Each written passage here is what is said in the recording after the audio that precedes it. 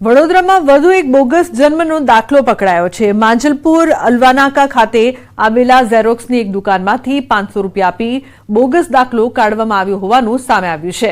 પાસવાન ખુશ્બુ મુન્ના નામથી કોર્પોરેશનનો બોગસ જન્મનો દાખલો બનાવડાવ્યો હતો। આધાર કાર્ડમાં બદલાવ કરાવવા માટે વોર્ડ 19ની ઓફિસમાં આવ્યા હતા। આ કામગીરી દરમિયાન દાખલો બોગસ હોવાનો ભાંડો ફૂટ્યો છે। પાલિકાના અધિકારીએ પોલીસ સ્ટેશનમાં ફરિયાદ નોંધાવી છે।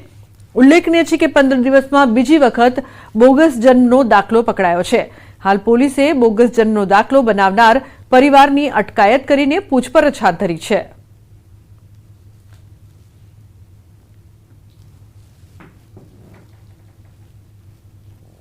ये हलवा नाका से बनाया था एक साइबर वाले के पास। क्या नाम है उसका? उसका नाम सर मेरे को पता नहीं। किससे गए थे?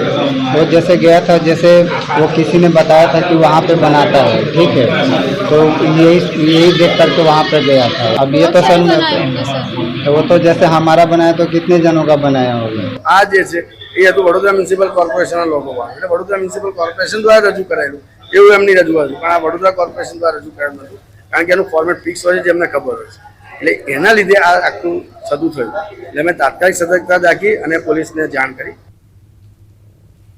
તો કેદારનાથમાં એમ્સ હોસ્પિટલનું હેલિકોપ્ટર દુર્ઘટનાગ્રસ્ત થયું છે। અકસ્માતમાં કોઈ જાનહાનિ નહીં।